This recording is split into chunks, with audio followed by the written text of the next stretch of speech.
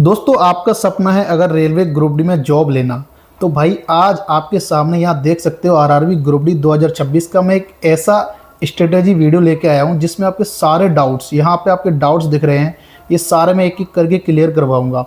75+80 marks कैसे करें, exam pattern change हुआ है कि नहीं हुआ है, और देख सकते हैं आगे यहाँ पे मैंने पैटर्न यहाँ पे लिखा हुआ है। मैंने आपको ये बताया कि एग्जाम आपका कब हो सकता है। यहाँ देखिए 75 से 80 मार्क्स कैसे लाना है, इसको मैंने 3 कैटेगरीज में डिवाइड किया है कि एक कैटेगरी में आपके कितने नंबर आ सकते हैं, दूसरे में कितने नंबर आ सकते हैं। ट्रेंड क्या है मेरे भाई रेलवे का, ये भी बहुत इंपॉर्टेंट है क्योंकि यहीं से तो आपके नंबर बनेंगे। और ये है देखिए जीके जीएस करंट और साइंस, इसमें से सबसे बड़ा रोल किसका है, सबसे ज़्यादा मार्क्स वाली सब्जेक्ट कौन सी है, ये सारी चीज़। और यहाँ पर देख सकते हो करंट अफेयर्स के लिए आप लोगों को क्या करना है, ये सारी चीज़। और भैया हमारे यहाँ महापुरुष ने बोला है कुछ, क्या बोला है वो भी मैं आपको वीडियो के अंदर बताऊंगा। और वेरी वेरी इंपॉर्टेंट साइंस क्यों इंपॉर्टेंट है, ये सारा कुछ मैं रोल एकदम बढ़िया तरीके से आपको बताने वाला हूँ। बुक्स कौन सा लेना है आपको, टीचर कौन सा बेस्ट है, ठीक है।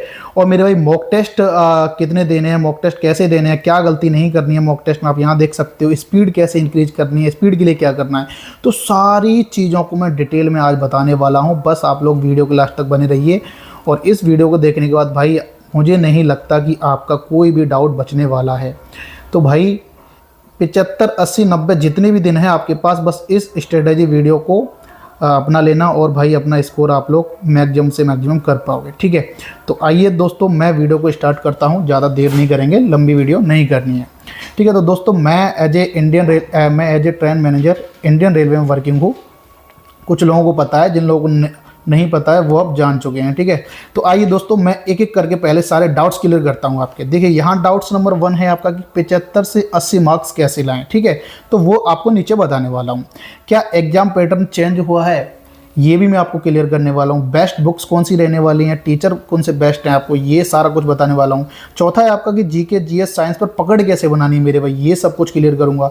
मॉक टेस्ट का एनालिसिस कैसे करना है मेरे भाई, प्लस स्पीड को मेंटेन कैसे करना है, ये भी बताने वाला हूँ, ठीक है। तो सबसे पहले मैं दूसरे नंबर वाला डाउट ले रहा हूँ आपका कि पैटर्न क्या है एग्जाम का। तो देखिए मेरे दोस्त, पैटर्न की अगर मैं बात करूं तो आप लोग जानते हैं कि इसमें चार सेक्शन है। मैथ का आता है, रीजनिंग आती है, साइंस आती है और जीके जीएस आती है, जिसमें करंट भी शामिल है। तो मैथ के यहाँ पे 25 क्वेश्चन है। आप लोग ने अगर ग्रुप डी का पहले पेपर दिया तो पता ही होगा। रीजनिंग का मेरे भाई यहाँ पे 30 क्वेश्चन हैं।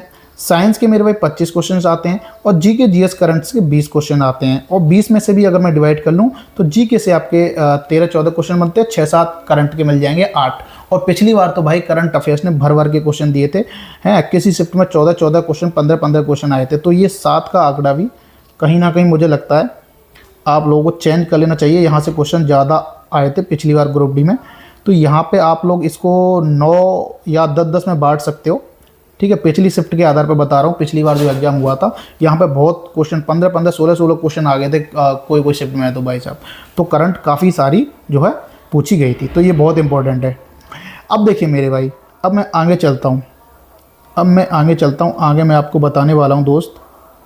देखो मेरे भाई, सबसे पहले ये आपका डाउट है कि भैया एग्जाम कब हो सकता है। तो अब आपके एग्जाम की बात कर लेते हैं कि आपका एग्जाम कब होगा। तो अगर मैं आपका मोटा मोटा अंदाजा बताऊं ना, तो आपके पास अभी भी 75 से 90 डेज हैं। अभी भी आपको 75 से 90 दिन आराम से मिल जाएंगे, जिसमें आपकी स्टडी आराम से हो सकती है मेरे दोस्त, ठीक है। तो ये मान के चलो, ये मोटा मोटा आपको टाइम मिलना ही मिलना है और ज़्यादा इसमें दिमाग लगाने की ज़रूरत नहीं है। अब मैं आगे चलता हूँ भाई। 75 से 80 मार्क्स को मैंने कैसे 3 कैटेगरी में बांटा है, आप इतने मार्क्स कैसे लेके आ सकते हो। और मैं गारंटी देता हूँ अगर आप 75 नंबर लेके आते हो तो किसी भी कैटेगरी से हो, रॉ मार्क्स की बात कर रहा हूँ, आपका ग्रुप डी में सिलेक्शन हो जाएगा। आप ग्रुप डी का पेपर निकाल लोगे और आपको एक सरकारी नौकरी मिल जाएगी। देखिए 3 पार्ट में मैंने इसको बांटा है। ये एम का मतलब है मैथ, आर का मतलब है रीजनिंग, एस का मतलब मेरे भाई साइंस, और ये हो गया आपके जीके जीएस। जी का मतलब है जीके जीएस।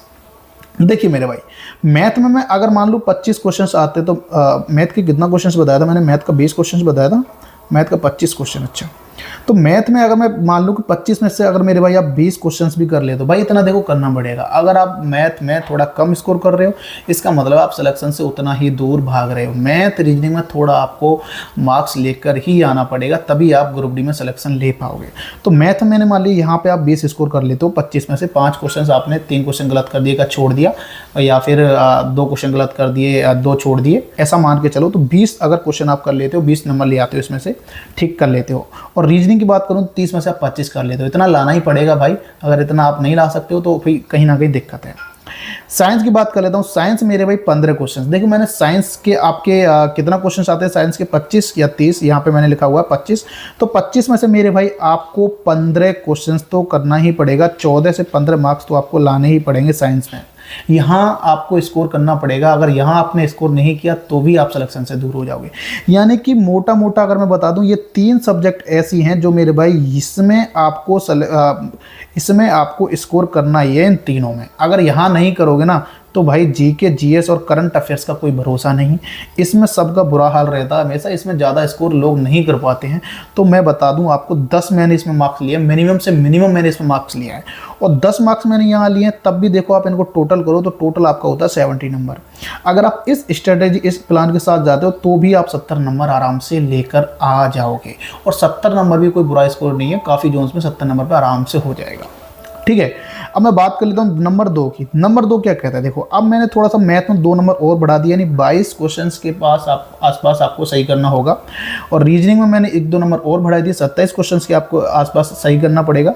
और यहाँ पे साइंस को देखो, मैंने अभी भी साइंस को 15 दिया है मैंने, क्योंकि जीके, जीएस और साइंस पे थोड़ा सा मैंने कम दिया है, क्योंकि यहाँ बच्चे लोग ज़्यादा नहीं कर पाते हैं, यहाँ पे स्टूडेंट ज़्यादा नहीं कर पाते हैं।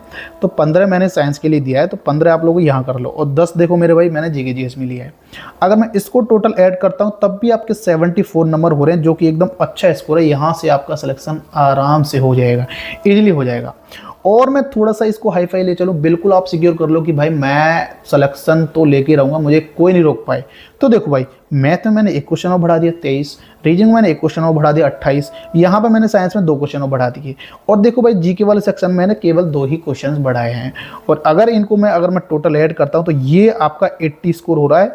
इस स्कोर को करने के बाद आपको दुनिया की कोई भी ताकत ग्रुप डी में सिलेक्शन लेने से नहीं रोक सकती। ठीक है मेरे भाई, तो अब आते हैं मेरे दोस्तों, मैं आपको बता दूं सबसे बेस्ट प्लान आपके लिए क्या रहेगा। सबसे बेस्ट प्लान आपके लिए ये रहेगा, मिडिल वाला जो मैंने यहाँ पे सेट किया है, 75 नंबर वाला, 74 नंबर वाला। अगर आप इतना करते हो ना, और इतना लाना कोई भी इम्पॉसिबल टास्क नहीं है, ये ईजिली पॉसिबल है, ईजिली। आप इस पर ध्यान दीजिए, आप 74, 75 आराम से नंबर ले आओगे, आपका सिलेक्शन हो जाएगा। ठीक है, तो ये हो गई मेरी 75-80 मार्क्स की स्ट्रेटेजी, किस तरीके से आपको सिलेक्शन को बांटना है, किस तरीके से आपको सब्जेक्ट को बांटना है। ठीक है, तो आप ये वाला प्लान अपना सकते हो। नेक्स्ट मैं थोड़ा सा चलता हूँ, नेक्स्ट क्या है, नेक्स्ट टॉपिक है हमारा कि ट्रेंड्स क्या है मेरे भाई रेलवे का जो ट्रेंड्स है वो क्या है। तो देखो मेरे भाई, बहुत इंपॉर्टेंट है। यहाँ मैं ट्रेंड्स इसलिए बता रहा हूँ कि कुछ चैप्टर ऐसे हैं कि उसमें मतलब कम चैप्टर हैं और आपका जो मार्क्स हैं वो ज़्यादा नंबर देंगे आपको। जैसे कि मैथ की बात कर लेता हूँ, तो देखिए मैथ की बात कर लेता हूँ, पिछले कुछ सालों से 4-5 सालों से आप देखो, पहला चैप्टर लाभ हानि, दूसरा अनुपात समानुपात, तीसरा आपका सरलीकरण हो गया, चौथा आपका प्रतिशतता हो गई, इसको अभी थोड़ा सा इग्नोर करो, पांचवा क्षेत्रमिति, चौथा और छठवां ये सांख्यिकी। अगर मैं 6 टॉपिक को ले लूँ ना मेरे भाई, 6 टॉपिक को ले लूँ, इनमें 6 टॉपिक को ले लूँ तो आपके मेरे भाई अगर मैथ में 25 क्वेश्चन आ रहे हैं ना, तो यहाँ से आपको 13-14 क्वेश्चन मिल जाएंगे, 13-14 क्वेश्चन मिल जाएंगे। यहाँ मैंने 10-11 लिखा है, 10-11 मान लो या 12-13 मान के चलो, यहाँ से 12-13 क्वेश्चन आपको मिल जाएंगे। हर शिफ्ट में यहाँ से 2 से 3 पूछता है, हर शिफ्ट में यहाँ से 2 से 3 पूछता है, हर शिफ्ट में यहाँ से 2 से 3 पूछता है, हर शिफ्ट में यहाँ से 2 क्वेश्चन पूछता है, यहाँ से पूछता है 2 क्वेश्चन मेरे भाई, सांख्यिकी से 1 से 2 पूछ लेता है। ठीक है, फिर एक क्वेश्चन आपका CI से पूछ लिया, एक क्वेश्चन आपका एवरेज से पूछ लिया, एक क्वेश्चन आपका वर्क एंड टाइम से पूछ लिया, एक क्वेश्चन आपका टिग्रो से पूछ लिया, एक क्वेश्चन आपका एलजेब्रा से पूछ लिया। इस तरीके से 25 क्वेश्चन को वो सेट करता है। तो ये वो टॉपिक जो आपको ज़्यादा थोड़ा सा अच्छे से ध्यान रखते हुए इन पर पकड़ बनानी है, ताकि आप लोग ज़्यादा स्कोर कर सकें। 5-6 टॉपिक आपको 12-13 नंबर दिला देंगे, 13-14 नंबर, ये 5-6 टॉपिक। तो मैथ का ये ट्रेंड चल रहा है भाई रेलवे का, इन पर ध्यान देनी है। ऐसे ही रीजनिंग के कुछ चैप्टर्स की बात कर लेता हूँ। रीजनिंग के चैप्टर्स भी हैं जिनका खुद ट्रेंड चल रहा है। क्या ट्रेंड चल रहा है, देखिए पजल भाई हर शिफ्ट में आपको 2 से 3 क्वेश्चन मिल जाएंगे, 3 नहीं तो 2 मिलेंगे, पक्का मिलेंगे। बैठक व्यवस्था जिसको हम लोग सिटिंग अरेंजमेंट बोलते हैं, इसके भी 2 से 3 क्वेश्चन मिलते हैं। मतलब इन दोनों टॉपिक से 4 से 5 क्वेश्चन आपको हर शिफ्ट में देखने को मिलते हैं। तो ये हो गया। कोडिंग डिकोडिंग से भी आपको 3 से 4 मिलते हैं, कभी लेटर की कोडिंग कर देगा, कभी नंबर्स की कोडिंग कर देगा, है ना, कभी मिक्स कोडिंग कर देगा। तो यहाँ से भी आपको 3 क्वेश्चन देखने को मिलते हैं, 2 से 3 क्वेश्चन। मिक्स सीरीज की बात करूँ तो यहाँ से भी 3 क्वेश्चन मिलेंगे, कभी लेटर की, कभी नंबर की, कभी मिक्स मैथमेटिक्स, इस तरीके की यहाँ से दे देता है। ब्लड रिलेशन में भी आपके 2 क्वेश्चन आपको देखने को मिलेंगे ही मिलेंगे।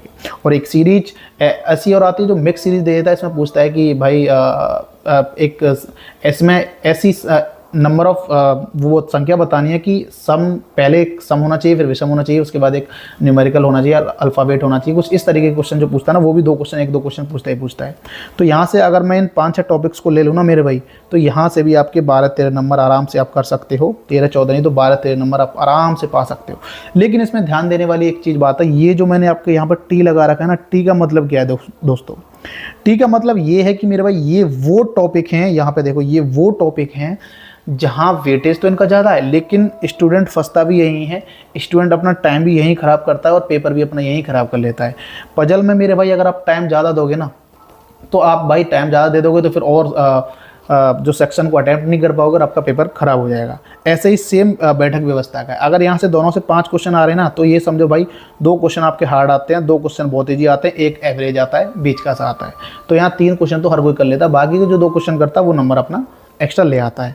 ऐसे ही ब्लड रिलेशन में सीधा सीधा नहीं पूछता है कि मेरी ताऊ की चाची की लड़की क्या लगेगी, ये अब ये पूछता है कि 4 वो दे देता है, स्टेटमेंट दे देता है कि A+B का ये मतलब है, B+C का ये मतलब है, D+E का ये मतलब है, फिर आपको दे देगा कि A+D+-C, इस तरीके से पूछेगा इसमें कौन सा इसका भतीजा है, कौन सा इसका मामा है। इस तरीके से क्वेश्चन पूछता है टाइम टेकिंग।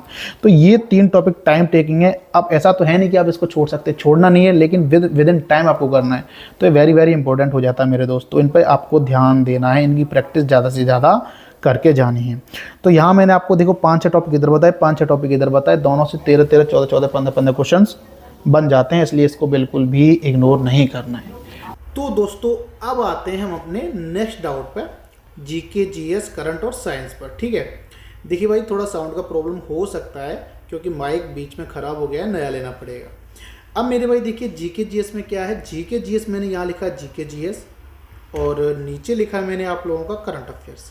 जीके जीएस में समझो, देखिए जीके जीएस में मेरे भाई क्या है, मार्क्स तो आपके कम मिलेंगे क्योंकि भाई वेटेज कम आ रहा है, क्वेश्चंस कम आ रहे हैं, मेहनत आपको इसमें ज़्यादा करनी पड़ेगी, टाइम इसमें आपका ज़्यादा लगेगा। तो भाई इस पे हम लोग टाइम देंगे ही क्यों ज़्यादा, क्यों दें, हम पागल थोड़ी ना है। ठीक है, अब देखिए मेरे भाई ध्यान दो, लेकिन इंपॉर्टेंट चैप्टर्स हम लोगों को इंपॉर्टेंट चैप्टर्स पढ़ जाना है, विद्वान नहीं बनना जीके जीएस में। केवल इंपॉर्टेंट जो चैप्टर हैं हम उनको पढ़ के जाएंगे केवल।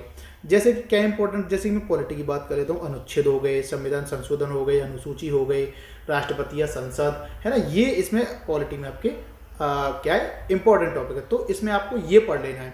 बात कर लेता हूँ मैं लोक नृत्य, ये आपकी स्ट्रेटेजी की होगी, लोक नृत्य, वादक, त्योहार, मेला, उत्सव। ऐसे बात कर लेता हूँ इतिहास की, तो मंदिर, युद्ध, स्मारक, संस्थापक हो गए, कांग्रेस, गांधी योग, 1857 की क्रांति, ये कुछ इंपॉर्टेंट टॉपिक जो मैंने यहाँ पे दे रखे हैं वो आपको करना है। लेकिन वो भी करना है, इसको पहले नहीं करना, इसको बाद में करना है, इसका रिवीजन बाद में करना है। ठीक है, कम कम पढ़ते रहना, कम कम कि आज चलो अनुच्छेद पढ़ लेता हूँ, आज चलो संविधान संशोधन पढ़ लेता हूँ थोड़े से, चलो आज ये पढ़ लेता हूँ। इस तरीके से जीके जीएस में आप लोगों को करना है, ज़्यादा मेहनत इस पर नहीं देनी है क्योंकि करंट अफेयर्स के बहुत सारे क्वेश्चन पूछे जाते हैं। जीके जीएस का स्कोर वेटेज इससे पिछली बार बहुत कम था। ठीक है, करंट अफेयर्स आपको पढ़नी है अच्छे से। कैसे पढ़नी है, देखो यहाँ पर किताब है स्पीडी, घटना चक्र और एडिटेरिया, 3 किताब बताइए, कोई भी आप एक किताब लेना, सारी बेस्ट है।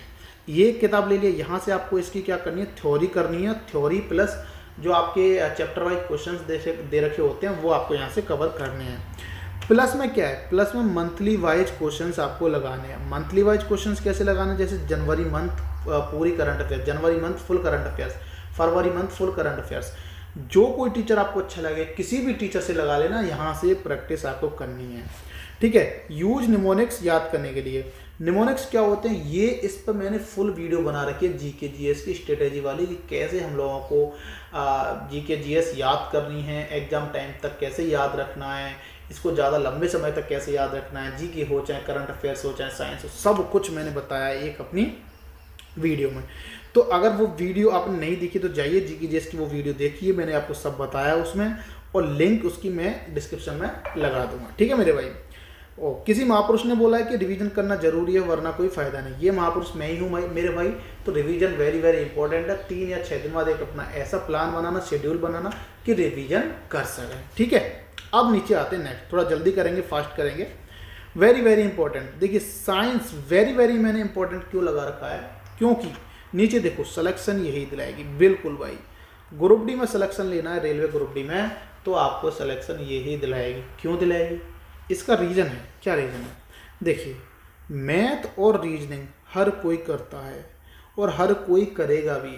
सब लोग मैथ रीजनिंग तो करते ही करते हैं नॉर्मली, है ना, कुछ बच्चों को छोड़ेंगे, और जो मैथ ही नहीं करता वो सिलेक्शन से दूर होता चला जाता है। जीके जीएस की बात कर लूँ, सबका हाल बुरा है मेरे भाई। करंट और जीके को ऐसे पूछता है तो हाल बुरा हो जाता है। सरल पूछेगा तो सबके लिए पूछेगा। तो यहाँ सब सेम है, यहाँ सब सेम है, तो भैया डिफरेंस कहाँ आएगा? डिफरेंस आएगा मेरे भाई मेजर साइंस में। जो साइंस को अच्छा स्कोर करेगा, जो साइंस में अच्छा स्कोर करेगा, वही सिलेक्शन ले जाएगा रेलवे ग्रुप डी में। तो मेन पॉइंट आज का यही है मेरे भाई कि साइंस को आपको अच्छे तरीके से पढ़ना है। अब साइंस को कैसे पढ़ना है वो मैं आपको बताऊंगा थोड़ी देर बाद। मैथ रीजनिंग और मैथ जीके जीएस और साइंस को कैसे पढ़ना है वो मैं आपको जल्दी से 2 मिनट में समझाऊंगा, ठीक है। उससे पहले देख लेते हैं बेस्ट टीचर और बुक्स के बारे में डिस्कस कर लेते हैं। देखो भाई, मैथ रीजनिंग साइंस, मैथ के लिए अगर आपको बुक चाहिए तो किरण ले लो या पिनेकल ले लो, इन दोनों में से कोई एक किताब ले लो जिसमें प्रीवियस ईयर आपको मिल जाएंगे, ठीक है। ये आपके पास नहीं है तो पीडीएफ सारे टेलीग्राम ग्रुप में मिल जाएगी, मेरे में भी मिल जाएगी। मेरा टेलीग्राम ग्रुप है railway study with Ravi, railway study with Ravi. मैं लिख देता हूँ, रेलवे स्टडी। आप लोग ये सर्च कीजिएगा टेलीग्राम पे और आपको डायरेक्टली मेरा चैनल ऊपर मिल जाएगा जिसमें 10,000 लोग जुड़े हुए हैं। ये सर्च करके ज्वाइन हो जाना, वहाँ आपको पीडीएफ मिल जाएगी। रीजनिंग की बात करें तो मेरे भाई, तो रीजनिंग आपको कोई भी बुक जिसमें लास्ट सालों के प्रीवियस ईयर क्वेश्चन दे रखे हैं, और ऐसी बुक पिनेकल है जिसकी आसानी से पीडीएफ हर किसी ग्रुप में मिल जाएगी फ्री में, ठीक है। तो किताबें नहीं लेनी पड़ेगी, पिनेकल से आप इसकी प्रैक्टिस करते रहना। साइंस के लिए क्या करनी, देखिए साइंस के लिए पहले इसको थोड़ी देर इग्नोर करो। इधर देखो, नीरज सर ले लो, एसके झा सर की बुक ले लो, खान सर की ले लो, या जो आपके पास हो, क्या किरण की हो, किरण तो छोड़ो, किरण नहीं, घटना चक्र हो, यानी कोई भी किताब ऐसी जो आपके पास हो वो आप इसमें ले सकते हो। लेकिन आपको एनसीईआरटी 9th 10th 20 में पढ़ना है क्योंकि यहाँ से डायरेक्ट क्वेश्चंस मिलते हैं। इसके बावजूद जो इम्पोर्टेंट है वो सबसे इम्पोर्टेंट ये है कि आपको एमसीक्यू क्वेश्चंस की प्रैक्टिस करनी है साइंस में भी। डेली कम से कम 100 क्वेश्चन साइंस में लगाने ही लगाने हैं, क्योंकि 25-30 नंबर जितने भी है ना बहुत इंपॉर्टेंट है साइंस के, ठीक है मेरे भाई। जीके जी सब किरण ले सकते हो, नहीं है तो ग्रुप डी के लिए भले ही मत लीजिए, पीडीएफ से पढ़ लीजिएगा, ठीक है मेरे दोस्त। नेक्स्ट आता है सबसे इंपॉर्टेंट कि मॉक टेस्ट प्लस स्पीड। यहाँ देख सकते हो मॉक टेस्ट प्लस स्पीड, यहाँ मैंने स्पीड लिखा है, यहाँ मॉक टेस्ट लिखा है। इसको समझाता हूँ। अगर आपको स्पीड बढ़ानी है, स्पीड पर मेंटेन करना है, स्पीड को मेंटेन करना है, तो एक चीज़ ध्यान रखनी पड़ेगी, जो चीज़ मैंने यहाँ पे दे रखी है। अरे यार ये चेंज क्यों हो रहा है? देखो मेरे भाई, यहाँ 1 to 30 वर्ग, आपको 1 to 30 तक स्क्वायर याद करने ये आपको रटे हुए होने चाहिए। क्यूब आप कम से कम 1 to 25 तक आपको याद होने चाहिए और रटे हुए होने चाहिए। परसेंटेज वैल्यू रटी हुई होनी चाहिए, जैसे 20% की वैल्यू 1/5 होती है, ऐसे ही 16 से 2/3% की फ्रैक्शन वैल्यू कितनी होती है, ये दोनों का रिटर्न आपको याद होना चाहिए। फॉर्मूला आपको कम से कम 25 तक आपको याद होने चाहिए, रटे हुए होने चाहिए। पहाड़े आपको कम से कम, मैंने गलत बोल दिया, फॉर्मूला में मैंने 25 बोल दिया मेरे दोस्तों। पहाड़े आपको 25 तक याद होने चाहिए, और फॉर्मूला आपको जितने भी दे रखे हैं, मेंसुरेशन के हो, ट्रिग्नोमेट्री के हो, अलजेब्रा के हो, सारे आपको रटे हुए होने चाहिए। और एक चैप्टर होता है डिजिटल सम, जिसको अच्छे से कर लेना मेरे भाई, 1-2 क्लास में कोई भी टीचर करा देगा। तो ये आपकी अगर सीरीज अच्छी है ना मेरे भाई, तो यकीन मानो आपकी स्पीड ऑटोमेटिकली बढ़ जाएगी, ऑटोमेटिकली अच्छी हो जाएगी। इन पर पकड़ बनाओ और धीरे धीरे सवालों में जो है इनको लागू करो, आपकी स्पीड खुद ब खुद बढ़ जाएगी, ठीक है। ये हो गया मेरे भाई स्पीड का। मॉक टेस्ट की बात कर लेता हूँ कि मॉक टेस्ट में आपको एनालिसिस कैसे करना है, क्या करना है। जब भी आप मॉक टेस्ट देते हो ना, तो कसम खा लो कि उसी दिन मेरे को मॉक टेस्ट का एनालिसिस करना है। जैसे ही मैंने दिया उसके तुरंत बाद एनालिसिस करना है। ये अपने आप को झूठी तसल्ली मत देना कि कल कर लूँगा, परसों कर लूँगा, ठीक है। अब क्या करना है, सबसे पहले आपको मेरे भाई एक कॉपी बनानी है। क्या बनानी है? एक कॉपी बनानी है, छोटी वाली कॉपी। उस कॉपी में क्या करना है, मैथ हो, रीजनिंग हो, जीके हो, सारे जो भी क्वेश्चन आपसे नहीं आया ना, उसको लिख डालो कि ये टेक्स्ट बुक का मॉक नंबर 1 और मैथ का ये, रीजनिंग का ये, इसका ये सवाल लिख लिए। ये सवाल वो हैं जो आपसे नहीं बने, ये सवाल वो हैं जो आपके एग्जाम में आ गए, तो वहाँ आपको गलती नहीं करनी, यहाँ पहले ही उन सवालों के लिए प्रिपेयर होके जाना है, ठीक है। और देखो, 3 से 6 दिन बाद इसका रिवीजन करना है। या तो 3 दिन बाद अपनी आंखों के सामने से निकालो या 6 दिन बाद अपनी आंखों के सामने से निकालो, रिवीजन करो। ये जरूरी है, मैंने बोला रिवीजन करना जरूरी है, वरना कोई फायदा नहीं।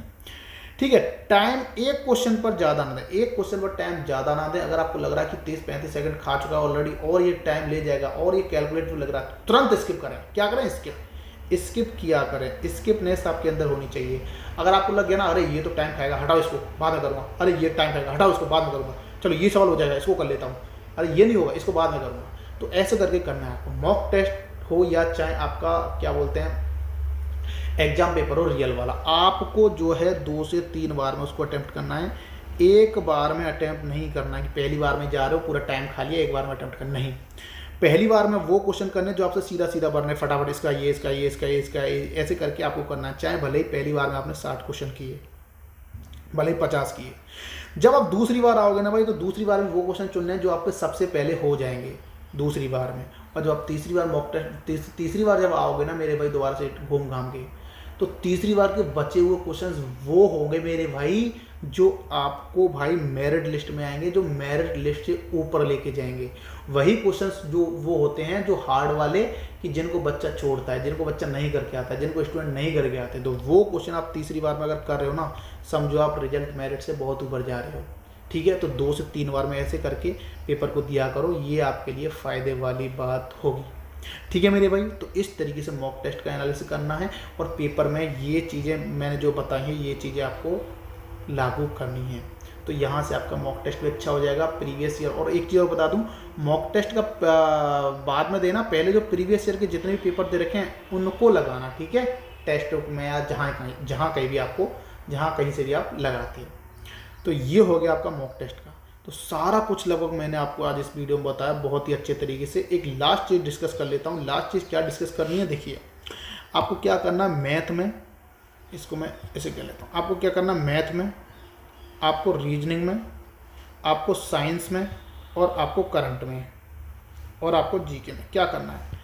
देखिए मैथ के क्या करना है, आपको मैथ के डेली 60 से 80 क्वेश्चन लगाने, 80 नहीं लगा सकते तो 70 क्वेश्चन लगाओ, डेली प्रैक्टिस करो, डेली 50 क्वेश्चन आप कम से कम अर्थमेटिक के, तो 20 क्वेश्चन आपको एडवांस के लगाने ही लगाने हैं। इससे क्या होगा, इससे आपको ऐसा नहीं लगेगा बाद में कि मैंने रिवीजन नहीं किया, ये ऑलरेडी आपका रिवीजन हो रहा है। रीजनिंग में आपको 20 क्वेश्चन बस पर डे लगा लो, 20 नहीं तो 15 भी लगा लोगे ना, 15 तो भी चलेगा, क्योंकि जिसकी मैथ अच्छी उसकी रीजनिंग अच्छी।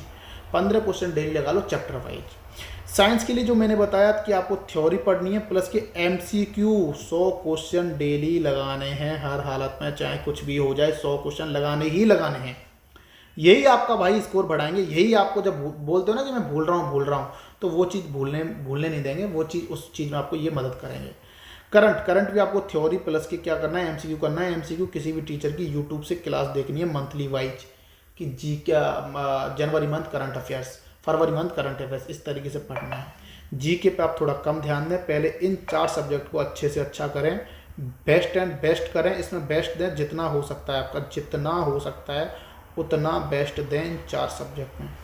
जीके में जो मैंने इंपॉर्टेंट टॉपिक्स बताए हैं उनको ही पढ़ लेना इनफ है। ठीक है, तो ये कंप्लीट स्ट्रेटेजी मैंने आपको बताई है मेरे भाई। अगर आप इसको 3 महीने लागू कर लेते हो ना, 2.5 से 3 महीने, जितना भी आपका एग्जाम में टाइम बचा है, यकीन मानो एक जॉब आपके हाथ में होगी। बस अच्छे से मन लगा के 7 से 8 घंटे देते चले जाओ, 6 घंटे या 7 घंटे 8 घंटे देते चले जाओ, आपका हो जाएगा। एक चीज़ ध्यान रखिएगा, 90 मिनट में आपको करना होता है ये पेपर, 100 क्वेश्चन, 1/3 की नेगेटिव मार्किंग होती है, तो सब कुछ ये चीज़ ध्यान में रखना है आपको, तब जाके एग्जाम को देना है। तो दोस्तों वीडियो काफ़ी लंबी हो रही है, अब यहीं पे मैं विराम लेना चाहूँगा। आपका कोई भी डाउट है मेरे दोस्त तो तुरंत आप वीडियो देखने के बाद आप कमेंट करना, मैं आपका रिप्लाई जरूर करूँगा। तो दोस्तों मिलते हैं अगली वीडियो में, तब तक के लिए जय हिंद जय भारत।